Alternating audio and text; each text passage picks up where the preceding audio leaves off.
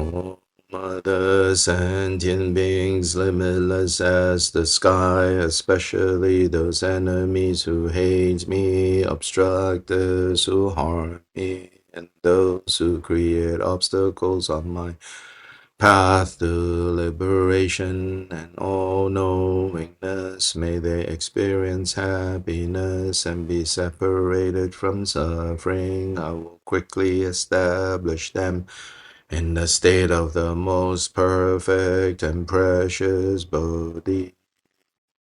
All mother sentient beings, limitless as the sky, especially those enemies who hate me, obstructors who harm me, and those who create obstacles on my path to liberation and all-knowingness. May they experience happiness and be separated from suffering. I will quickly establish them in the state of the most perfect and precious Bodhi. All other sentient beings, limitless as the sky, especially those enemies who hate me, obstructors who harm me, and those who create obstacles on my path to liberation and all-knowingness. May they experience happiness and be separated from suffering. I will quickly establish them in the state of the most perfect and precious Bodhi. Thus, until I achieve Buddha, I engage virtue this in body, speech, and mind. Until death, I engage in virtuous deeds with body, speech, and mind. From now until this time, tomorrow, I engage in virtuous deeds with body, speech, and mind. And the Buddha, Dharma, and Sangha most excellent, I take refuge until Bodhi is reached. By the merit of generosity and other perfections, may I attain Buddhahood. For the sake of all wandering beings in the Buddha, Dharma, and Sangha most excellent, I take refuge until Bodhi is reached. By the merit of generosity and other perfections, may I attain Buddhahood. For the sake of all wandering beings in the Buddha, Dharma, and Sangha most excellent, I take refuge until Bodhi is reached. By the merit of generosity and other perfections, may I attain Buddhahood. For the sake of all wandering beings, may all other sentient beings, limitless as the sky, have happiness. The causes of happiness, may they be liberated from suffering, and the causes of suffering, may they never be separated from the happiness that is free from sorrow. May they rest in equanimity, free from the bias of attachment and aversion. May all sentient beings, limitless as the sky, have happiness and the causes of happiness.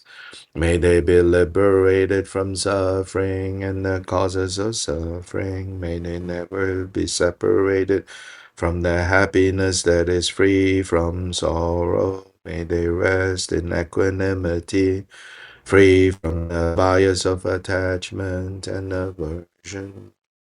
May all mother sentient beings, limitless as the sky, have happiness and the causes of happiness. May they be liberated from suffering and the causes of suffering. May they never be separated from the happiness that is free from sorrow. May they rest in equanimity, free from the bias of attachment and aversion. Vajra Samaja, Vajra Samaja, Vajra Samaja. protectors of all sentient beings without exception, deities who vanquish the ruthless hordes of Maras, knowers of everything as it is, Bhagavans and your retinues, please come here. Aryam Panyam Pushpe Dube Aloke Gende Nivide Shapta Pratija Soha. This ground sprinkled with scented waters and strewn with flowers, adorned with the supreme mountain, four continents, sun and moon, I hold in mind as a Buddha land and offer it. May all wandering beings experience such a pure realm. Whatever slight virtue that may have been gathered through prostrating, offering, confessing, rejoicing, requesting, and beseeching, I now dedicate to complete bodhi.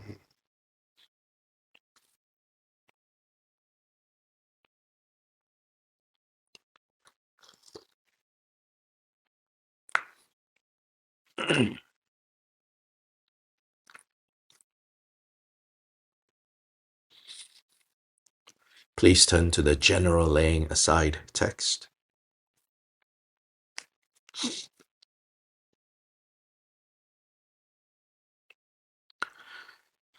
Alas, great Guru, Vajra holder, and all you Buddhas and Bodhisattvas who reside in the 10 directions and 3 times, I, who am called Gunja Yishi Durje, supplicate you, turn your awakened attention to me. From beginningless samsaric time until this very moment, under the power of the afflictive emotions, attachment, aggression, confusion, pride, and jealousy, I have committed the 10 non-virtuous actions through the gates of my body, speech, and mind. I have committed the 5 heinous crimes and the 5 secondary heinous crimes. I have transgressed the individual liberation vows, transgressed the precepts of bodhisattvas, and transgressed the samayas of the great vehicle, secret mantra. I have been faithless and disrespectful towards the 3 jewels. I have been faithless and disrespectful towards my gurus and teachers. I have been faithless and disrespectful towards my father and mother. I have been faithless and disrespectful towards my companions in the pure spiritual life. I have abandoned the sublime Dharma and disparaged the noble Sangha. In short, I now lay aside all faults and transgressions whatsoever that have become obstacles to the higher realms and to liberation, and that have become the cause for samsara and the lower realms. Before you, the great Guru, Vajra holder, and all you Buddhas and Bodhisattvas of the 10 directions and 3 times, I expose the faults, I confess them, I am contrite, I regret them. I will not conceal them, I will not hide them henceforth. I will restrain myself and abstain from them. If I do not expose and lay them aside, they will not be transformed. Therefore, by revealing and laying them aside, may they be cleared, may I be purified. Namo to the mandala of you, victorious Idam deities. Om, I expose and confess the broken samayas of the Vajra exalted body. I expose and confess the broken samayas of the Padma exalted speech. Whom I expose and confess the broken samayas of the perfect exalted mind. 3. I expose and lay aside the broken root and branch samayas. I expose and lay aside transgressions committed knowingly. I expose and lay aside transgressions committed unknowingly. The 3 non-virtues of the body, the 4 non-virtues of speech, the three non-virtues of the mind. I confess each of the 10 non-virtues individually with flawless disciplined conduct, possessing completely pure disciplined conduct, and through the disciplined conduct that is free of arrogance, may the paramita of disciplined conduct be perfected to glorious Vajrasattva. I pay homage. Om Vajra Sattva Samaya Manupala Sattva Deno Padeda Deda Membawa Sudokayo Membawa Subongayo Membawa Sabazete Membawa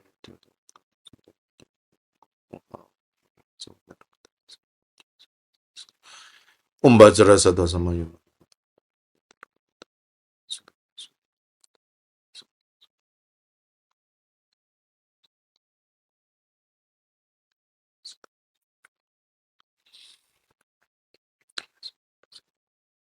Manupala Yamada Sawasen Mesam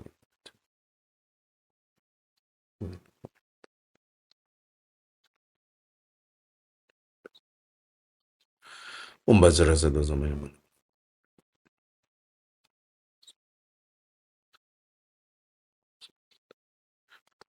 Vajra Sattva Deno Padeda Deda Sudokayo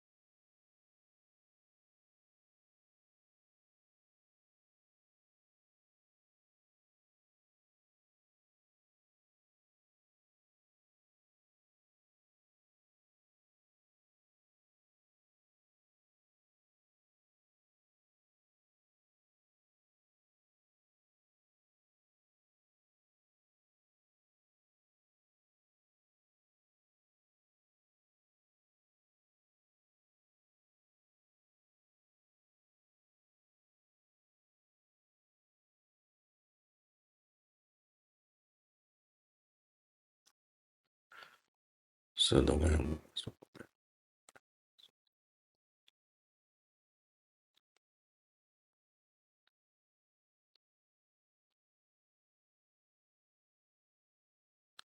Om Vajra Sattva Samaya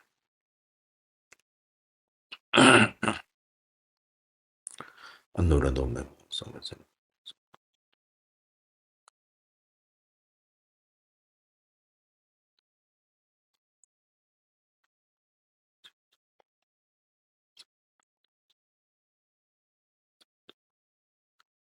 Om Vajra Sattva Samaya Manupala Yamba Sattva Deno Padeda Deda Membawa Sudokayo Membawa Supokayo Anurado Membawa Sawasen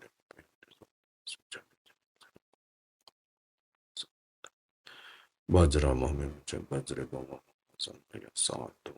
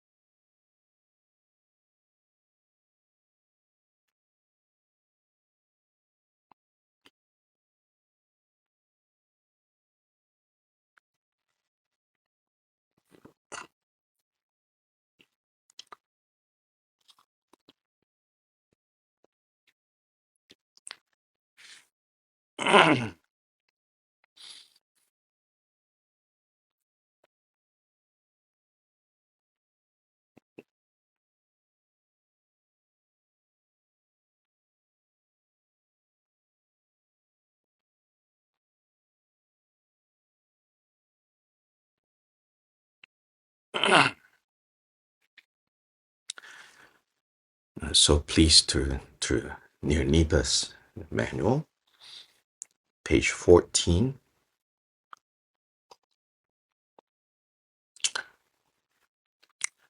Again, just as reminders, here the first stanza of Gyoba Rinpoche's famous Fivefold Mahamudra song.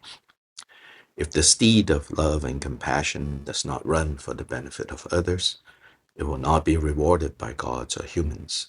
Attend earnestly, therefore, to this foundational attitude. So this is cultivating bodhicitta. Cultivating bodhicitta. In the broader context, bodhicitta has ultimate and relative bodhicitta.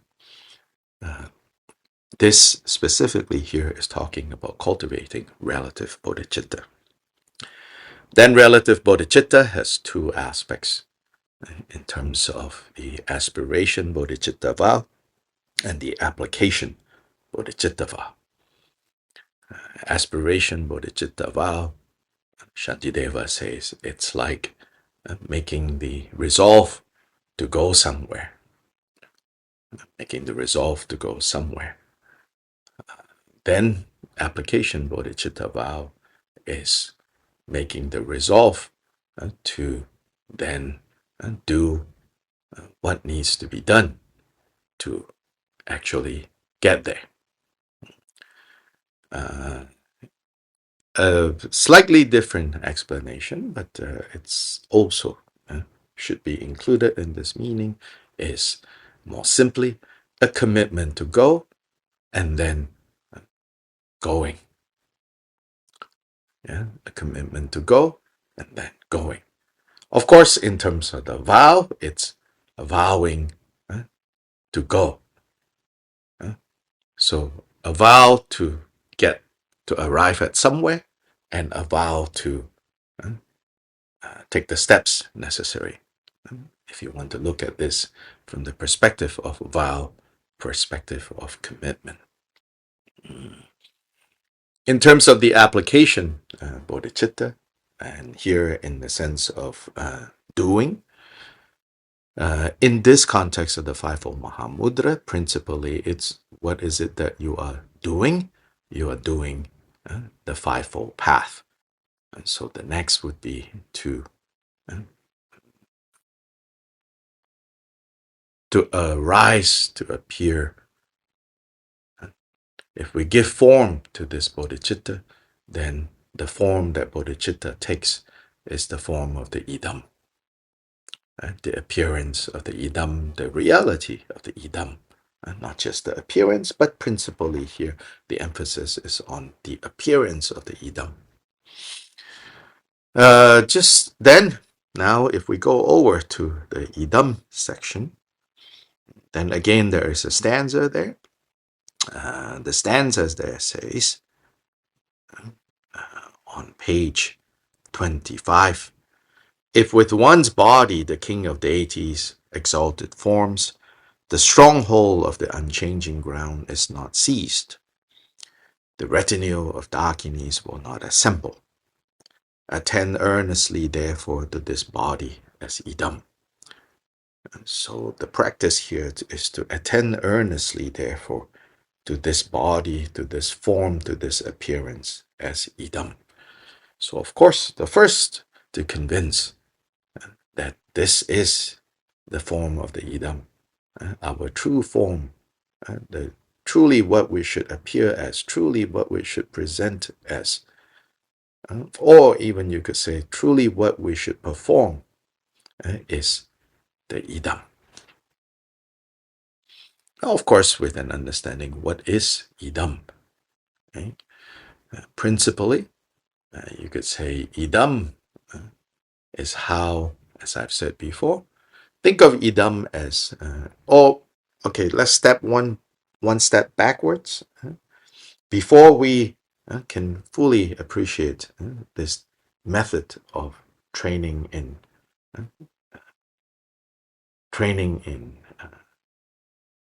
experiencing yourself, training in appearing in the form of idam. First, we need to understand, and this is where Gilbert Rinpoche's teachings on this matter is very helpful. Which is, Gilbert Rinpoche says, the rangjuk, this expression rangjuk, juk is to, like you could say, form or appearance, something like that you could translate. The self form. Rang is self in that sense. So, meaning like you could say the self form of the mala is this form. It's very form. So when you say mala has certain.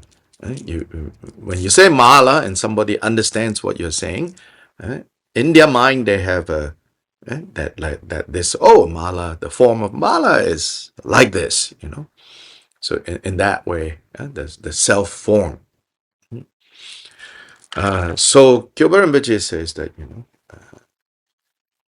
what we call like reality, what we call like what is going on, is nothing other than the self form of momentary minds, momentary thoughts, momentary minds, momentary feelings, momentary emotions.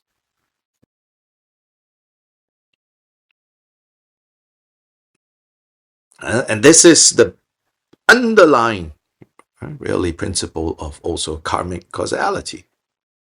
Too often, too frequently, in part because Buddhist texts sometimes uses these analogies or examples that also in some ways, I would say, kind of slightly mislead us into thinking of cause and effect as some kind of karmic balance sheet, or even worse, some kind of substitution for other people's belief in a just God, establishing a system of rewards and punishments.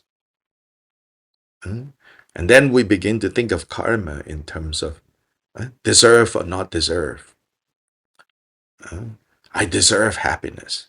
Yes, of course, sure, why not, but you also deserve suffering. If you want to think of it like that, but it's really not about deserve or not deserve, not about you have a right, you don't have a right, not about, well, I've done good, therefore I should experience happiness. Well, I've done bad, then I should experience suffering. It's even before we go in that, we need to understand the more subtle and therefore the more important point is like, it's simply how a particular state of mind manifests a particular 3D reality, so to say. If mind has no Ds, no dimensions, but mind manifests into 3D, the self form. So the self form of a mind, a moment of hatred, manifests a particular form, gives rise to a particular experience. From that experience of anger and that appearance of anger, often it attracts, right, more moments of anger, which then leads to, right, a second moment of the appearance of anger, and a third moment, fourth moment, fifth moment, sixth moment, seventh moment, and so on and so forth, bearing in mind how long are these moments. Right in this moment, when I snap my finger, it is said that at least 60 of those moments have passed. So this is what Kyoba is referring to as the self form, the arising of the self form of these moments, of these momentary thoughts, momentary emotions. So much so, like, some of us, some of you younger ones probably never did this, but back when things were a lot simpler, we entertain ourselves as kids, like with our notebook at school. When we were bored, we would draw a stick person at this corner here, then the next stick person, then the next stick person, then the next stick person, with slightly a little change. So then we create our own animation at school, like when you're bored out of your mind. Yeah. So these are the moments, and then you see, you see like a story going on. So all these are just momentary. Then a particular story, a particular narrative, then a particular form arises, so convincing that I am convinced that others are convinced. Once I'm sold, others are sold. We're all in this story. We're all in this picture.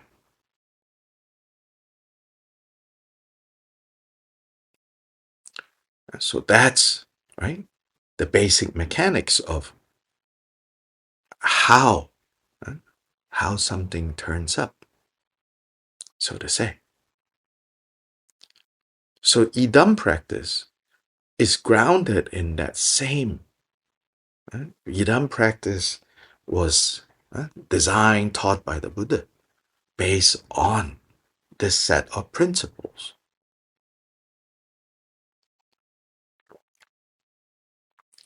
So right now already, We are arising as either this or that. And this leads to a particular place. And that leads to a particular place.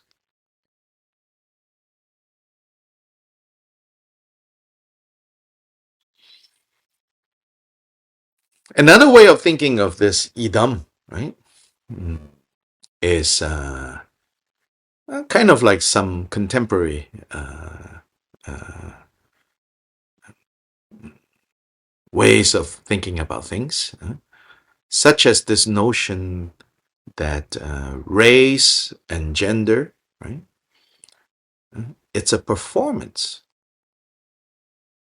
Just the other day, I was saying to a friend, I said, I've learned how to perform white and kind of can pass off as white. Well, maybe to some people, no, you cannot pass. But uh, it's and whiteness is really not a color so much. Of course, under certain circumstance, no matter how you perform, people will still say you're not. Yes, I understand that. But generally speaking, yeah, if we can think of like race identity, it's a performance. It's a set of behaviors, a set of behaviors, how you talk, how you dress, how you turn up, how you behave. Oh, it's a performance, right? You perform black, you perform white, you perform brown, you perform Asian, and pretty soon, people experience you as those performances.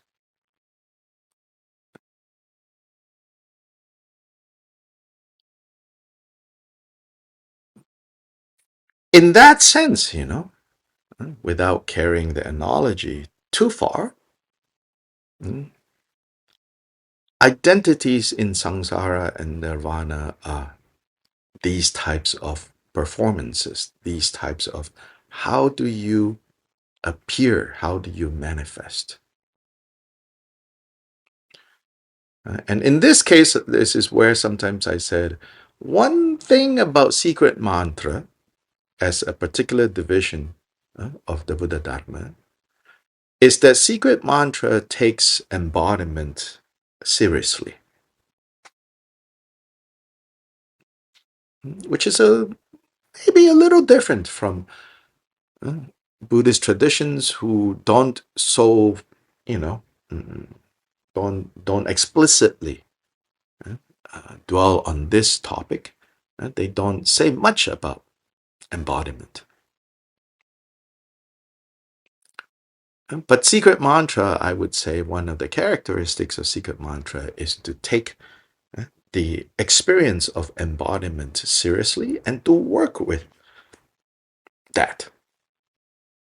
And to work with that.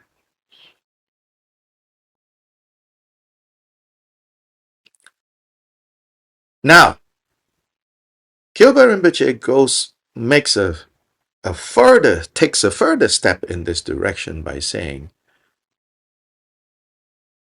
in a way, by calling out the limits of the analogy I just used. Because he says, actually, when it comes to arising as idam, when it comes to appearing as idam, whereas appearing as this or that samsaric being ultimately has no basis. They're all various degrees and types of mistakes. All the samsaric identities, all the samsaric, if you want to call it, idam, that you are manifesting, they all have no basis beyond momentary mistakes, delusions. adventitious, temporary arising of the poisons. He says, whereas that's the case with samsaric performances, if you will, samsaric presencings, samsaric manifestations. When it comes to idam, he says they are primordially established. So this is a bold statement, sometimes so bold that some of Gilbert Rinpoche's cohorts, you could say, some of the other great masters of his caliber might even feel a little shy to say that statement. They say that, so some of them want to say, "Oh, no, no, no! Even the idam is a is a temporary performance."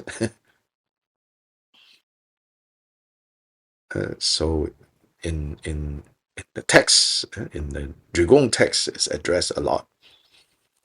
How some people say, idam ultimately is a kind of performance to overcome all the confused performance, so that in the end they cancel each other out, then it's done. Yeah. Gilbert Rinpoche actually says, no, no, no, no. It's not just a performance to cancel out the more wrong performance, and that this performance in the end also is wrong, and you need to give up. Actually, he doesn't. He resists. In fact, he counteracts that and says, no, actually, the appearance of the idam, the principle of a idam is based on Buddha nature.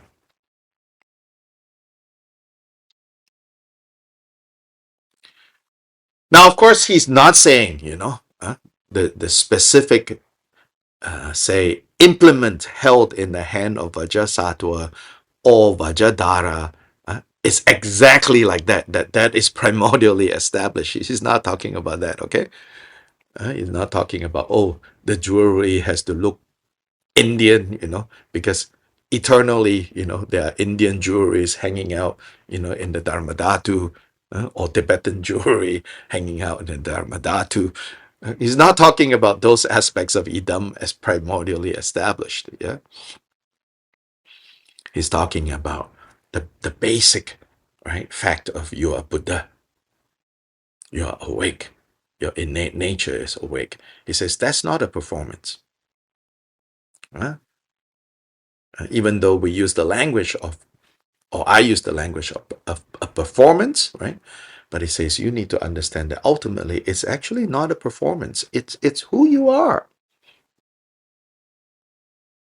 But even when it's now we've continued this analogy. Even if that's who you are, you have to practice, you have to perform to fully inhabit, right? To fully actualize. So I believe, not all children have a innate, right? We can say, this is not Buddhist talk, just generally how people talk. Some kids have an innate disposition for music. And some of us, the only music we play is we play the radio. That would be me. But some kids, have this innate, right? We commonly we use that expression. They have an innate, or maybe we say they have a knack for music, but they need to practice.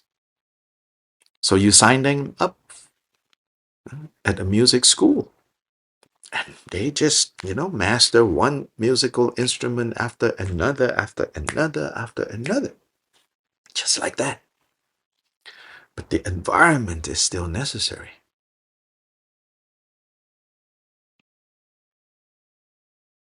And so that's where the methods, the path comes in. In this case, when it comes to Buddha nature, we all have a knack for it. Knack. A knack. Not this, yeah. My pronunciation is not as clear as true white people, you know. It's a performance after all. Confused performance. So, as far as it comes to Buddha nature, Buddha identity, we all have this innate ability. So, idam is a method to manifest it. It is said that in the sutra teachings, the fact that our mind is ultimately Buddha is already clearly taught. So it's not unique to secret mantra. In the sutras, already, that your mind is innately Buddha, that your mind has Buddha qualities, already in the sutra division, that's clearly taught. What is unique about secret mantra is this bold statement. This body too is Buddha. Of course, we repeat this often, you know. We repeat this often. But are we able to experience this body as Buddha? Oh, not so easy.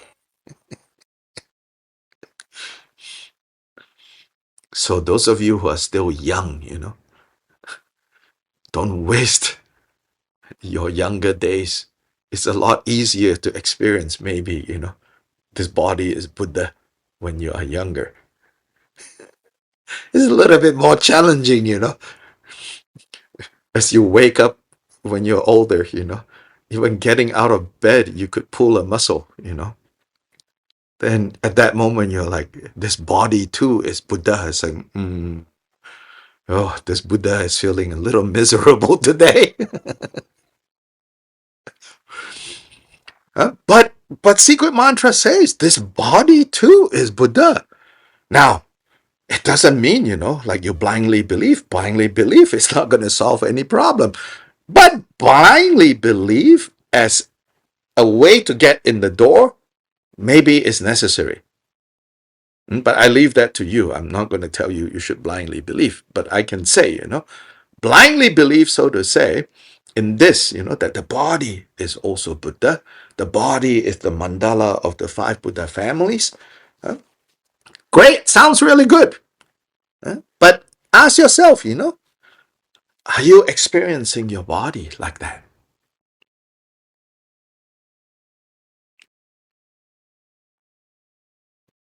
Not yet, I think.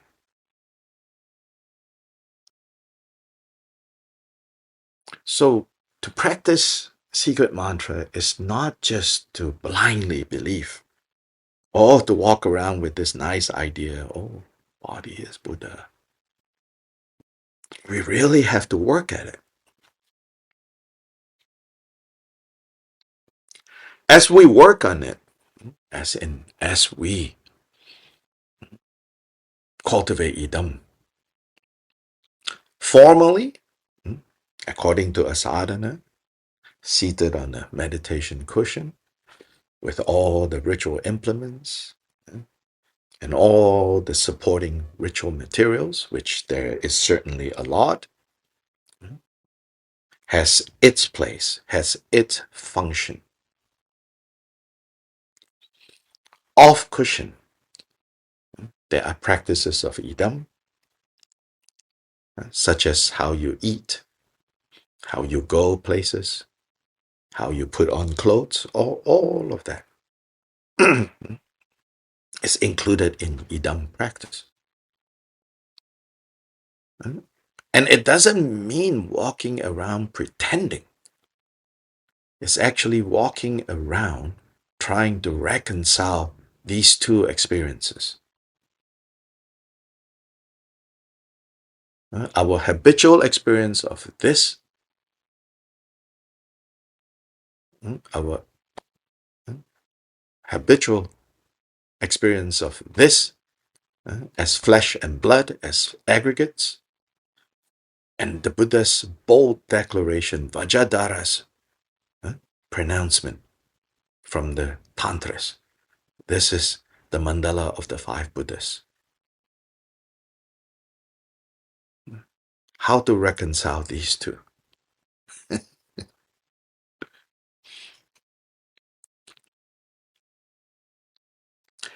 This takes us in the direction of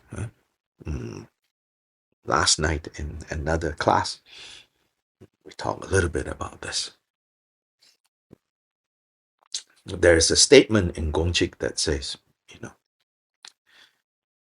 for secret mantra, the Vinaya is necessary. For secret mantra, the Vinaya is necessary. The disciplined conduct of the Vinaya is necessary. And here is talking about, specifically, well, this Vajra statement, Gyalpa Rinpoche was talking to his disciples who are monks. So Gyalpa Rinpoche says, to effectively practice secret mantra, the best condition you can have is the trainings arising from the monastic vows, the Vinaya. So this Choki Drakpa, first Chungsang Rinpoche, Dhammakirti, he tells us, he says, Gyalpa Rinpoche made that statement in response to some who says, Vajradhara taught secret mantra. Shakyamuni taught Vinaya. Vajradhara is greater than Shakyamuni because Vajradhara is Dharmakaya. Shakyamuni is Nirmanakaya. And so this Vajra statement comes after another Vajra statement that says, each of the kayas contain the other two kayas. So there, in that statement, Gyalpa Rinpoche wants to say, Gyalpa Rinpoche is saying, it's wrong understanding if you think Vajradhara is greater than Shakyamuni, or Shakyamuni is lesser than Vajradhara. Because all kayas, being that they are kayas, as in they are the exalted forms, the exalted dimensions of Buddhas, there is no high and low. There is not greater and lesser. Then directly how it applies to the level of, therefore, how we relate to the sets of instructions and trainings. Yes, secret mantra has its specific set of trainings. And then within individual liberation, there is a specific set of trainings. The very foundations of the monastic vows, in the Gyalpa Rinpoche says, is the 5 lay vows. So we are all included when it says Vinaya.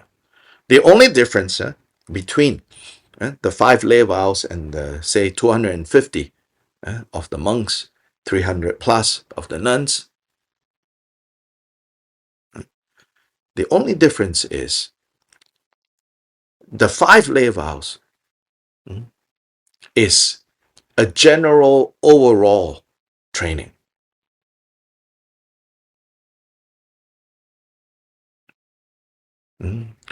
It's comparable to like woodworking. It's generally cutting your block of wood into the shape of whatever you're trying to make. Say you're trying to make a wooden bowl. So the 5 lay vows help us to get a general shape of the bowl. from a block of wood. You want it to be more of a bowl? Then right, you have to work on the details. You want it to be a bowl that when you hold up, other people notice? Ooh. Then you need to work on even more details. Right? And that's how, right, the levels of the vows become more and more detailed. Because they are like more and more refined sandpaper until you get to the level of you're using a silk cloth to polish the final layer. This would be the Japanese, they get to that extreme in craftsmanship, you know, silk cloth polishing this bowl until the finest grain comes out. It's like, oh, now it's a bowl you can sell for $3,000. Now it's truly precious. In a way, nothing has changed, right? From when it was cut from a block into a bowl. But in other ways, right? The polishing. And so this is the various levels of the pratimoksha, the individual liberation. So in fact, Drigong Choda Dhammakirti says, really, if you are really following Kyopa Rinpoche's tradition, then you should know that the only difference between who is formally a monk, a monastic, and those who are not formally monastic is that those who are formally monastic, officially monastic, have to shave their head and put on certain clothes when that is the only difference, he says. Oh, you should think that that is the only difference. Those who have officially taken monastic vows are obligated to also have the appearance of a monastic. Otherwise, what they are training in, what we are training in, you have to think it's the same or should be the same. Why? Because all these points of training, now we link this to secret mantra. All these points of training given in the Vinaya prepares us for the more profound methods of secret mantra.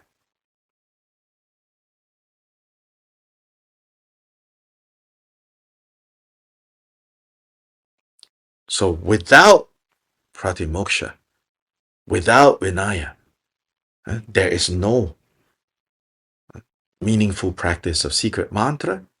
In fact, secret mantra becomes perverted. The methods of secret mantra becomes perverted without the basis of Vinaya and pratimoksha.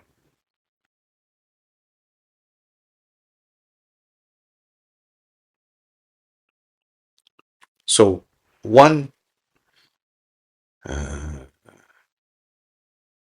so how? Let's state this in a different way. In the Vinaya, in the pratimoksha,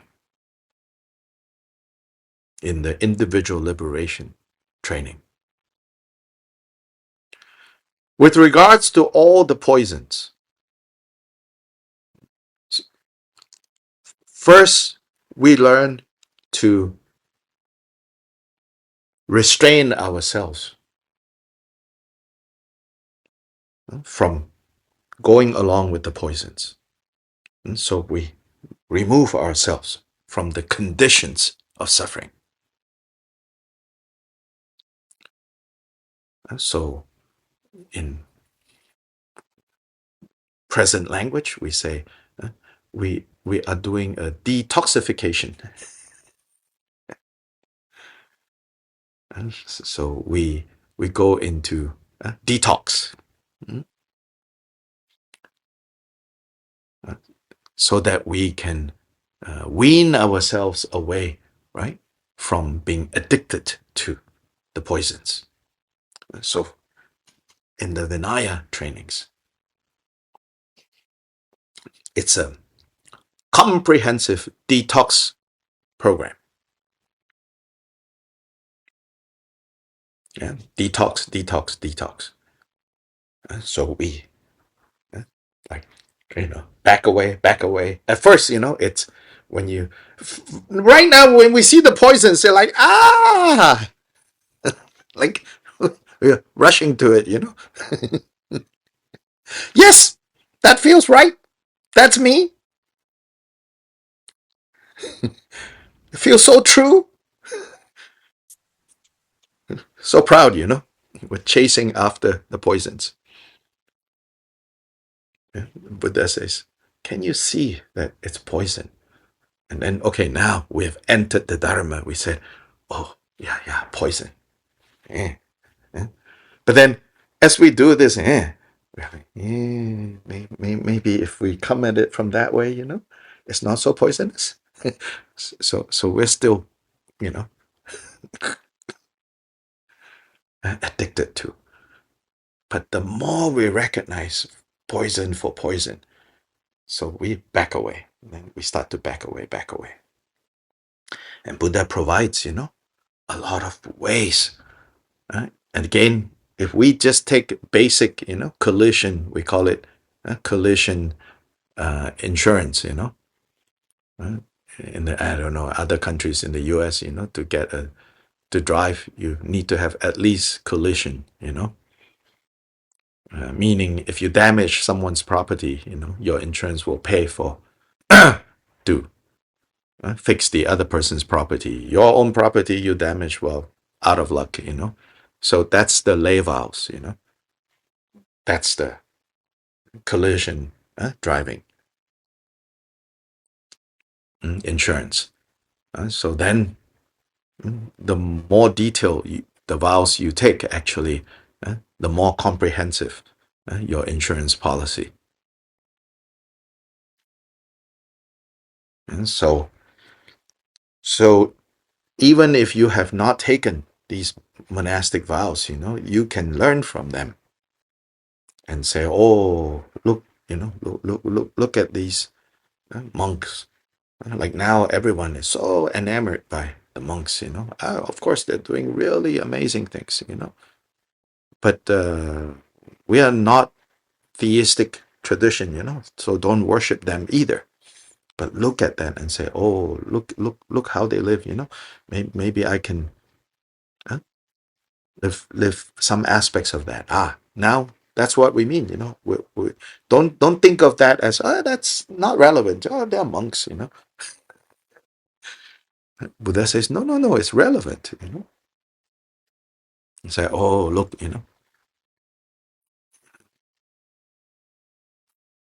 And they were offered, recently in Greensboro. They are housed in this resort, like a fancy resort for a night. They accepted, the the invitation, but they said, uh, but we don't want the standard hotel rooms. Do you have a hall, a small hall, where all of us can sleep? Uh, and you see them preparing these simple beds, you know, and 20 of them sleeping in the same meeting room. They're like, that we accept. We don't accept. We cannot accept your more generous offer to give each of us, basically a spa room. It's like, yeah, those are sons of the Buddha, children of the Buddha, the true heirs of the Buddha. Little bit embarrassing. so-called great vehicle people, so-called secret mantra people. Meanwhile, we are posting our fancy hotel rooms that someone is paying for us to stay in, Ooh, yeesh. Truth is, of course, yeah, who is not attracted to that? I'm sure they are attracted to that too. Ooh, but restraint, restraint is what the Buddha taught. Don't indulge, restraint. So amazing to see that, restraint. And we all can learn from there, restraint. Buddha is against the kind of spiritual practice that harms the body. Yes. So he doesn't allow extreme asceticism. But these days, extreme indulgence is just standardized, that we don't even think, that it's extreme indulgence.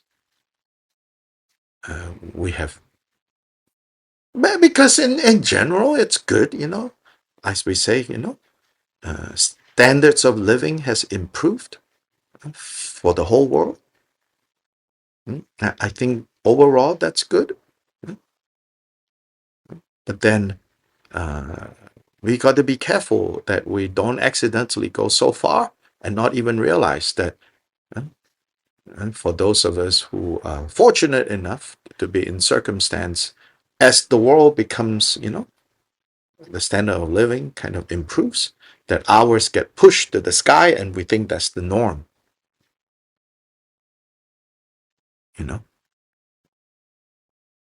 So anyway, coming back to the Vinaya training. So the Vinaya training, the Pratimoksha, is restraint. Back away, back away, back away. But the poisons themselves are not yet fully dealt with. Yeah? It's still just stay away, stay away, stay away.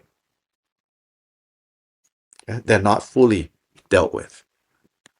To fully deal with are the methods of secret mantra. By that, I don't mean, bells, vajra, mala. I don't mean the external trappings, Kenjen Gonja saying, always remind us, that's not, that's not what you think as secret mantra, okay? Rinpoche even says, like chanting mantra for world peace, all of that. He says, meanwhile, the organizers are fighting.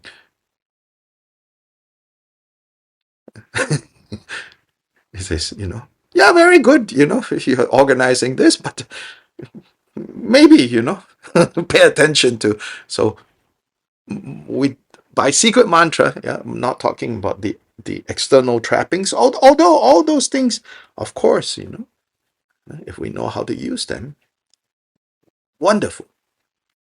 But more, the real training of secret mantra. So I think we've all heard about this, but then maybe we have underestimated and over kind of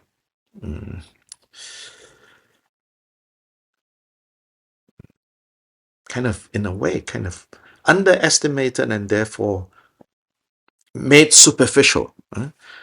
This actually very advanced practice called taking onto the path. Yeah, I'm sure all of you have read something like this called taking onto the path. Taking suffering onto the path. Taking the afflictive emotions onto the path. Actually, that's very advanced secret mantra training.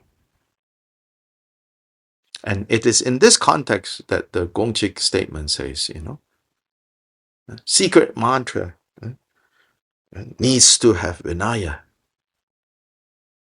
Training in Vinaya is essential for training in secret mantra. Because if you don't yet have control over the poisons, you cannot mm, confront the poisons. Taking onto the path is secret mantras, and secret mantras' way of finally and fully becoming free from the poisons. And there, you deliberately open a door to let the poison in.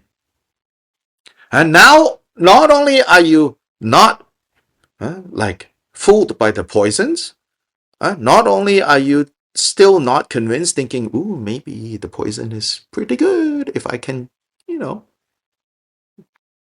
uh, work around the corner. Now, you are at a point where you see very clearly that is a poison, but that poison needs to be neutralized.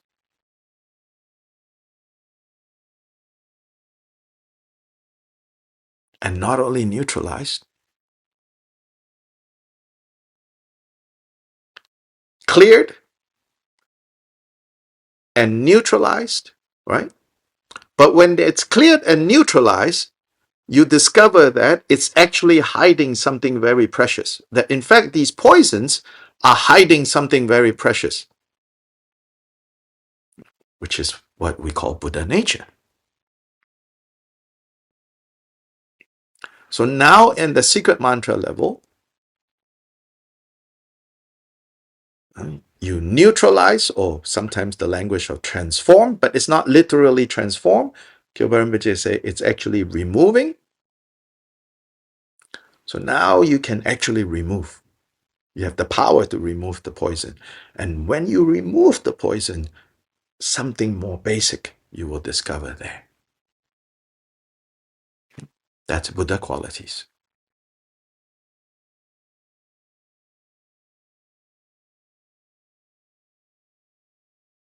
That's Buddha qualities.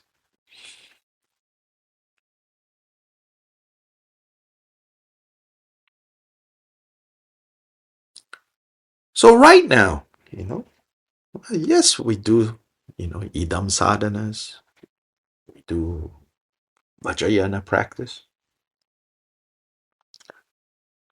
And some of us say, I don't know, not much seems to be going on. And then a lot of vajrayana practice, it's about, I don't know, blessings, increase this, increase that, right?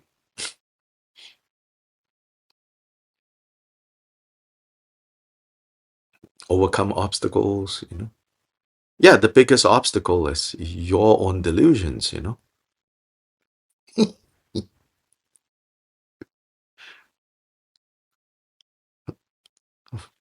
That, need to overcome. The source of all obstacles would begin by cultivating the Vinaya, the individual liberation, the Pratimoksha. And when we can cultivate all the examples and points given in the Pratimoksha, then, we have the basis for cultivating to fully use the methods of secret mantra. Right now, prematurely opening the door and letting the poisons in, well, good luck.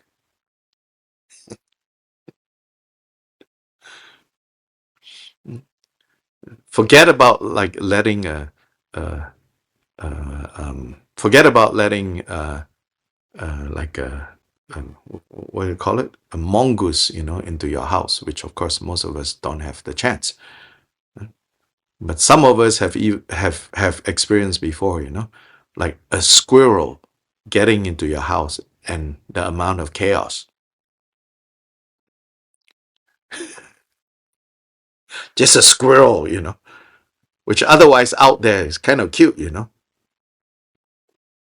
But if it accidentally gets in your house, it's a lot of chaos.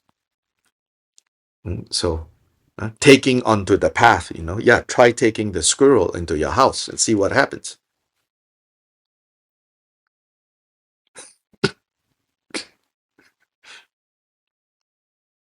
Mm. Really chaotic. Suddenly, the tiny little cute squirrel is so terrifying.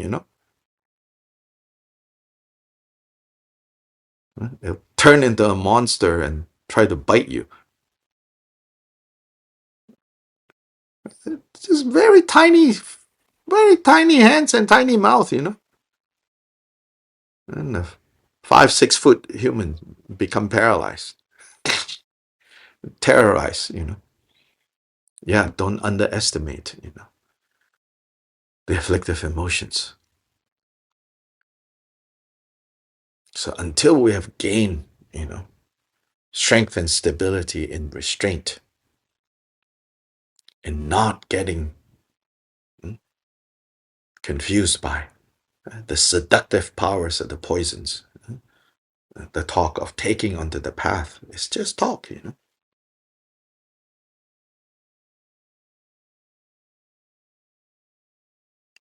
So anyway, uh, near Nipa's text, bodhicitta, idam, then relying on the guru. Yeah, it says on page 33, if on the guru the snow mountain of the four kayas, the sun of devotion, fails to shine, then the river of blessings will not flow. Attend earnestly, therefore, to this mind of devotion, to this mind of commitment, to this mind that doesn't give up when things get hard, to this mind of reverence.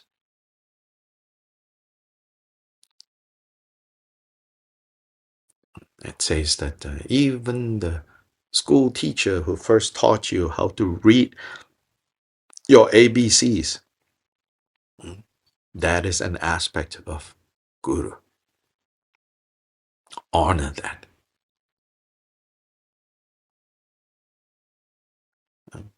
Recognize that. Respect that. And all the way to the Guru that shows us our nature. It's one single principle. This is not a football club, fan club. Mine is better than yours. And then we are only relating to the superficial aspects of Guru, not catching the ultimate meaning of devotion to the Guru. Then with Guru in the heart, with Guru in the heart, ourselves becoming being present as the idam. Understanding the idam is the embodiment of bodhicitta. We're keeping the Guru in our hearts. And then we are at this point in the Fivefold Mahamudra, where the instruction from Gilbert Rinpoche is that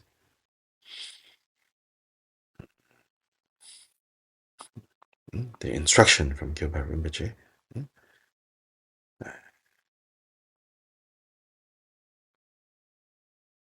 if on page 45, if within the sky-like expanse of mind as such, the accumulated clouds of conceptualizations, conceptualities have not dispersed, the planets and stars of twofold knowledge will not shine. Attend earnestly, therefore, to this non-conceptual mind.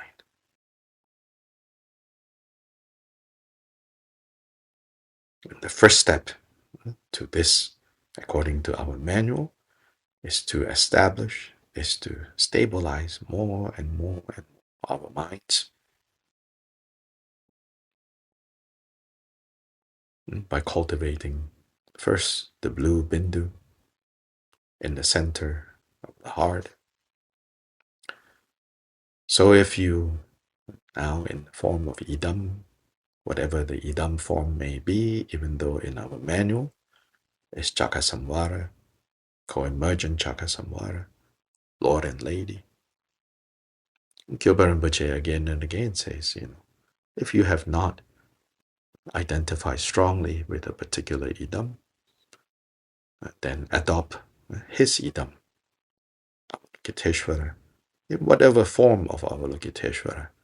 I would say even in the form of Kuan Yin, which is how Avalokiteshvara is in East Asia. You adopt that form as your idam. In the center of your heart is the presence of the Guru, and in the center of that, place the blue bindu. And let the mind settle, becoming familiar with the bindu.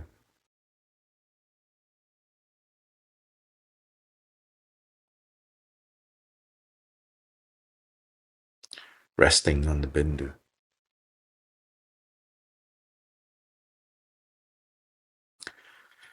Although it says the size of a mustard seed, it's the size of a mustard seed in relation to the size of the idam.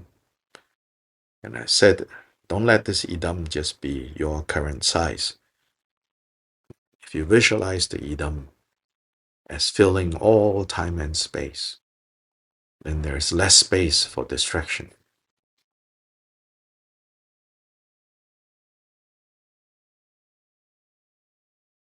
Then this idam is no longer confined to this room,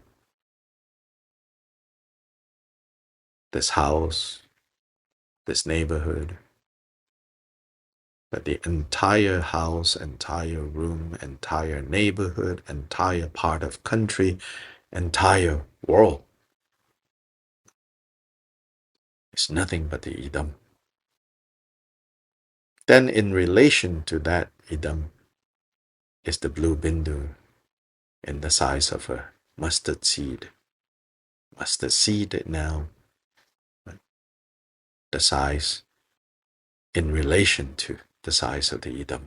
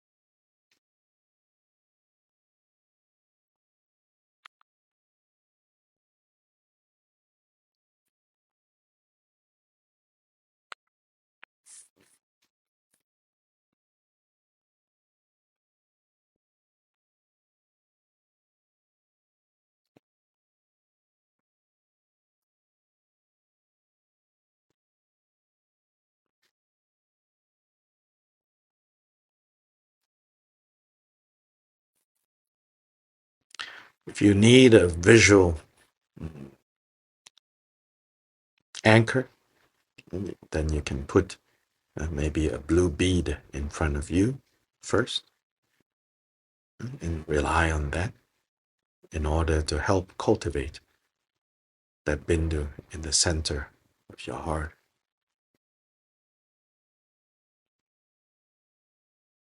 Or if you can need to look at a picture of a blue bindu, you can start like that. If it is still not so easy for your mind's eye to see this bindu, then employ whatever physical props that you have to help it.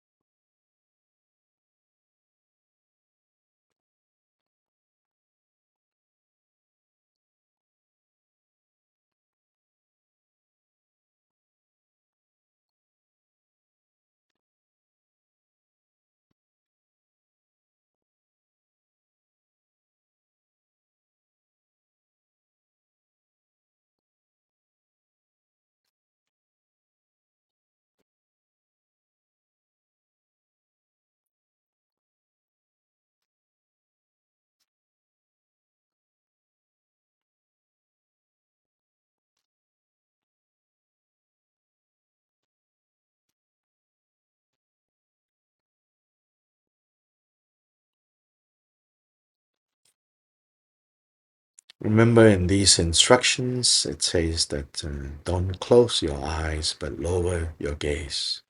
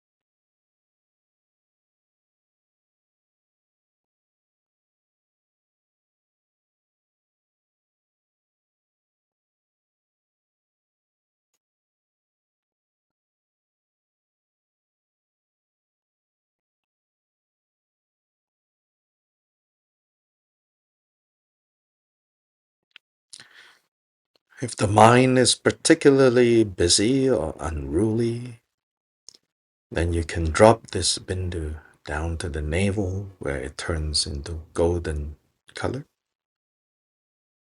Then stay with that golden bindu in the navel area.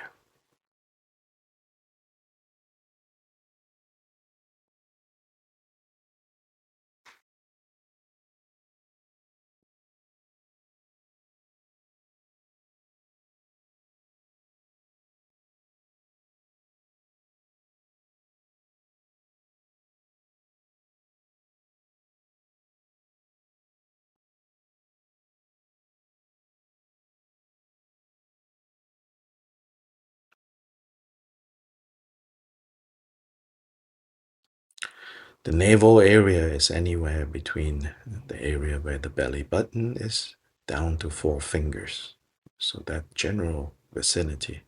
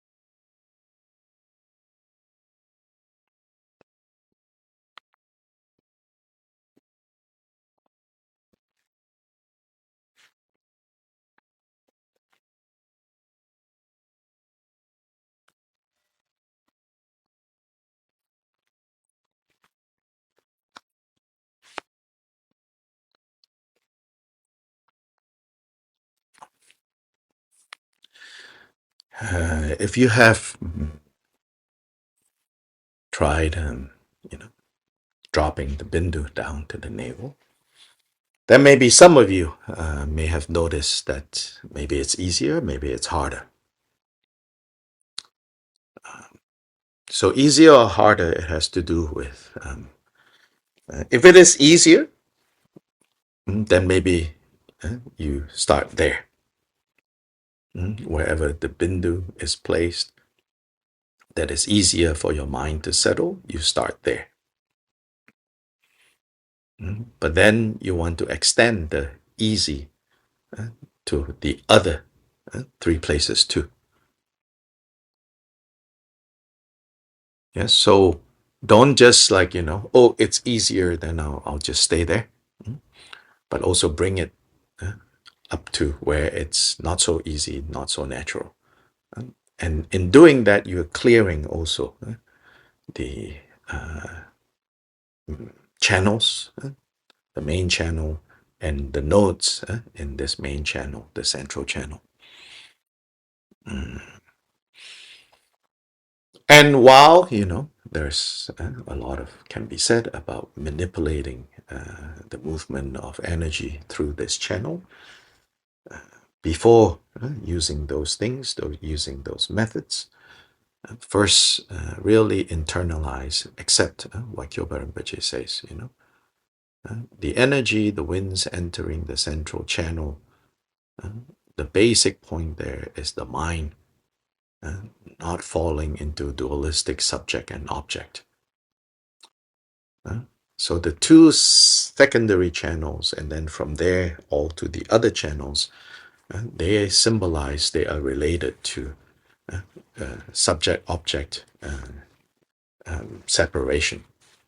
And so when it says, these winds don't go to the secondary channels, it means the mind is not constantly caught up in duality. That it enters the central channel means it's content to stay and to be present without bifurcating, without separating into subject-object. So first, we need to understand this kind of underlying point. And then whatever ability we have with working with the movement of energy will not cause problems.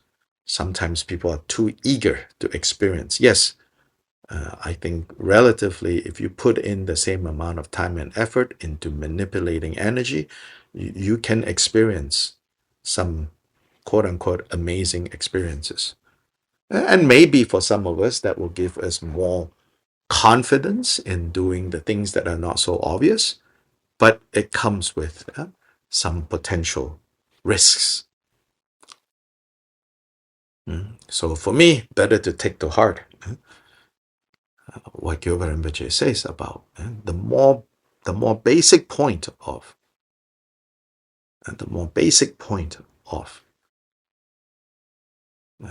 the energy, the winds entering the central channel, is to wean ourselves, is to pull ourselves away from,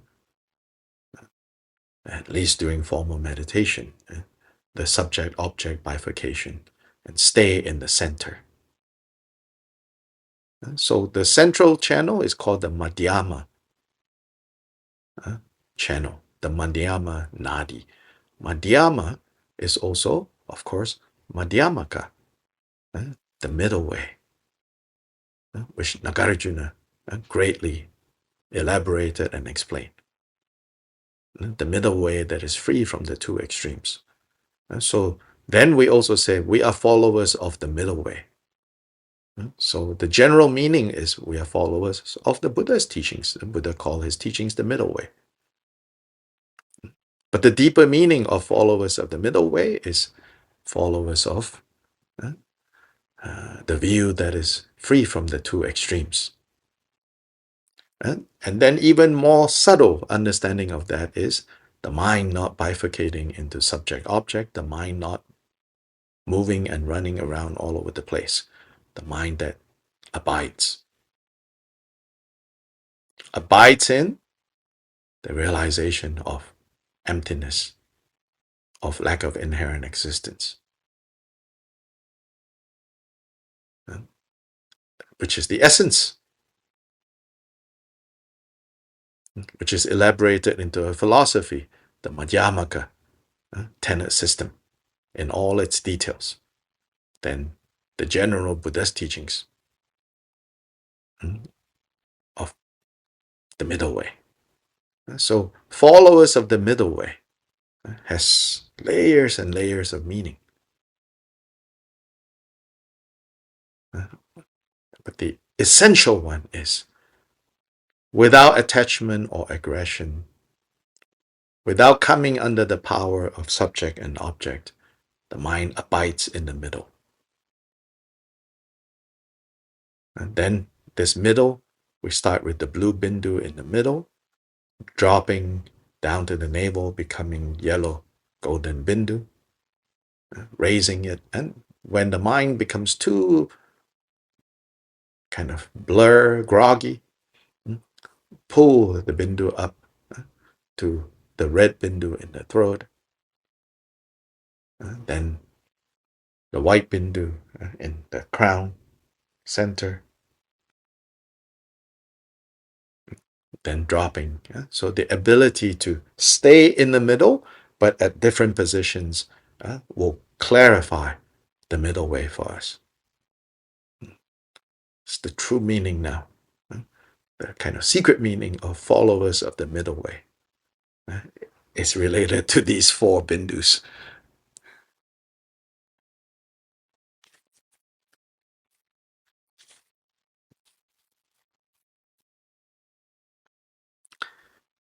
Page 78.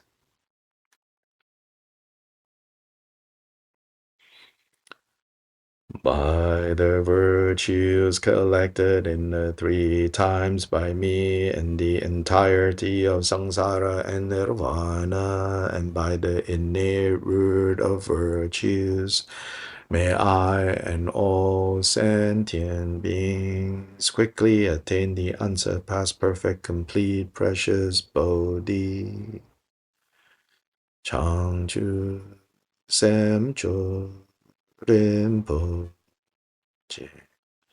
Mage Bana Gegyu Chi Geba Nyampa Meba Yang Gone Gongdu Belwar Sho.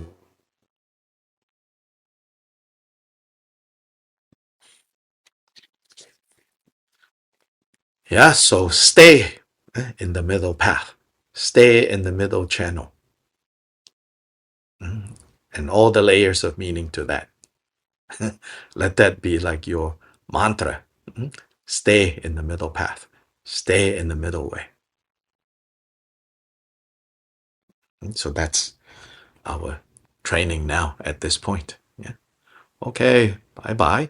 Thank you, Rinpoche. Bye-bye. And so those of you who have signed up for this weekend's teachings, now I'm pretty sure we have to change exactly what is happening. So Sunday we will not have anything, but Saturday, the plan is still to have the Saturday as the retreat day. Then the actual Amitabha empowerment will be next Saturday. We have a monstrous snow ice storm coming, sweeping all across from Texas to Boston. Exactly how much it will affect this area, very hard to tell. Predictions have been from, 20 inches down to 2 inches. How much is ice? How much is snow? Ice is very destructive. But we think that it's not actually going to arrive here until later in Saturday. But I don't want to risk having people coming to the temple. Originally, Saturday is the Amitabha empowerment in the morning, and then the teachings in the afternoon. Then Sunday, continuing with the teachings. But now, just Saturday this week, and then next Saturday, empowerment. So we'll start with the teachings. We'll start with the teachings on Amitabha, on the Lotus family, and so on and so forth. time remains the same. If you don't know what I'm talking about, you don't have a problem. That means this is irrelevant to you. If you know what I'm talking about, then the news is your Sunday now is free. We're not doing anything because that is a day that potentially we could lose power here. Then not possible to have class. But otherwise, everything is on Zoom also. So those of you who are local, this Saturday we're not gathering at the temple. We'll do it through Zoom. Yeah. So if you're registered for it, then you know all this. If you're not registered for it, you don't have a problem. Okay. Bye bye. We'll talk starting at 10. Whatever time we have decided, that is the time. Okay. So don't nothing change except Sunday is not happening. Saturday is the teaching. Next Saturday is the empowerment. Got it. Take care. Stay safe. Yeah. Thank you. Bye bye.